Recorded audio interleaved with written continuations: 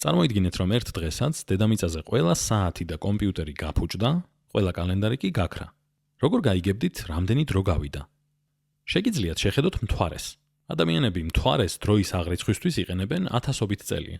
დამთხოვა არაა, რომ სიტყვა მთვარე ინგლისურად, moon, ძველ ინგლისურში კავშირში იყო სიტყვა თვესთან, month. მთვარე დედამიწის ერთადერთი ბუნებრივი თანამგზავრია. ბუნებრივი თანამგზავრი არის ბუნებრივად წარმოქმნილი სხეული, რომელიც პლანეტის გარშემო ბრუნავს.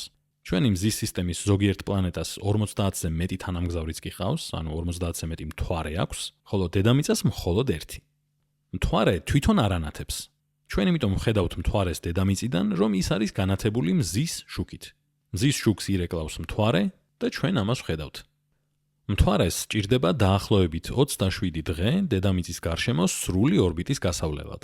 ამ დროს მთვარის განათებული ნაწილი დედამიწაზე მყოფთათვის იცვლის ფორმას და ამ ფორმებს ჩვენ უწოდებთ მთვარის ფაზებს. კარგი, რატომ ვხედავთ მთვარეს სხვადასხვანაირად, რატომ გვაქვს ფაზები? ის 27 დღე, რაც მთვარეს დედამიწის გარშემო ერთი ორბიტის გასავლელად სჭირდება, არის იგივე დრო, რაც მთვარეს სჭირდება თავისი ღერძის გარშემო ერთი ბრუნვისთვის. ეს ნიშნავს, რომ ჩვენკენ იყურება მთვარის ერთი და იგივე მხარე ყოველთვის. ამავდროულად მზე ყოველთვის ანათებს მთვარის ზედაპირის ნახევარს. თუმცა მთვარის ის მხარე, რომელიც ჩვენკენ არის მომართული, ყოველთვის არ ემთხვევა მთლიანად იმ ნაწილს, რომელსაც ანათებს მზე. ეს იწვევს იმას, რომ მთვარეს ცაში ვხედავთ სხვადასხვა ფორმით. მოდი ახლა ცოტა უფრო დაუკვირდეთ ამ ფაზებს. პირველი არის ახალი მთვარე. ამ ფაზის დროს მთვარის განათებული მხარე მთლიანად მოქცეული არის დედამიწის საპირისპირო მხარეს. ან მეორენაირად შეგვიძლია შევხედოთ ასე, რომ დედამიწა და მზე უყურებენ მთვარის სრულიად საპირისპირო მხარეებს. ამიტომაც ისე გამოიყურება თითქოს მთვარე გაქრა, იმიტომ რომ დედამიწიდან განათებული მხარე საერთოდ არ ჩანს. და შემდეგ ერთ-ორ დღეში უკვე ვხედავთ მთვარის პატარა ნაწილს. ეს არის მეორე ფაზა, მზარდი ნახევარმთვარე და მომდევნო რამდენიმე დღის განმავლობაში ნახევარმთვარე უფრო და უფრო დიდი მოგვეჩვენება. შეიძლება შენიშნოთ, რომ ზოგჯერ მთვარის დანარჩენ ნაწილსაც ჩრდილში ვხედავთ. ეს ხდება იმიტომ, რომ დედამიწაც ირეკლავს მზის შუქს, ეგ არეკლილი შუქი ხვდება მთვარესაც, მთვარეც ირეკლავს ამ შუქს და ამას უკვე ვხედავთ ჩვენ. ამიტომ არის ძალიან ჩამქრალი. შემდეგ მესამე ფაზა არის პირველი მეოთხედი. ასე ქვია მთვარის ამ ფაზას. საბოლოოდ მთვარე იმდენად იცვლის ფორმას, რომ აღარ არის ნახევარმთვარე, არამედ ნახევარწრესავით არის ცაში. მოდი მოვიფიქროთ რა ხდება ამ დროს, სად არის მთვარე, რომ ჩვენ დავინახოთ პირველი მეოთხედი. გავიხსენოთ, რომ მზეც უყურებს რაღაც ერთ ნახევარს მთვარის და ჩვენც უყურებთ რაღაცა ერთ ნახევარს და თუ ეს ნახევრები გადაიკვეთა მხოლოდ ნახევრად, ან სხვანაირად რომ თქვათ, თუ დედამიწა მთვარე და მზე 90 გრადუსიან კუთხეს ადგენენ, მაშინ დავინახავთ მეოთხედს. და იმის მიხედვით თუ სად ვართ, როგორი არის განლაგება, ან იქნება პირველი მეოთხედი, ან იქნება მესამე მეოთხედი.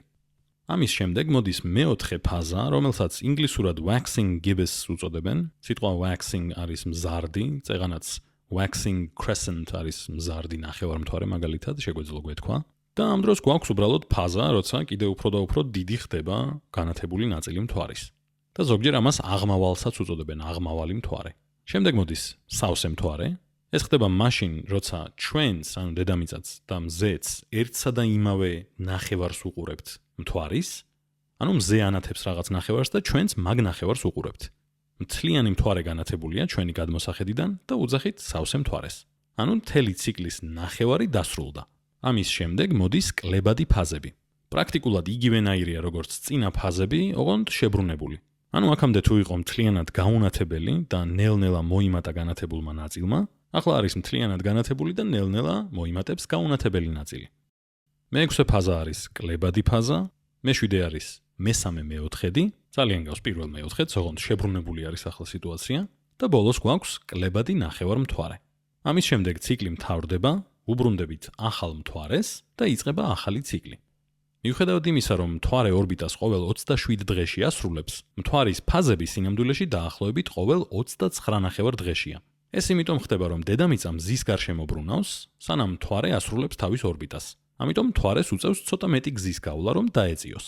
მაგრამ მთვარე კი არ არის უბრალოდ დეკორაცია ცაში. სინამდვილეში ძალიან მნიშვნელოვან როლს თამაშობს სიცოცხლისთვის დედამიწაზე.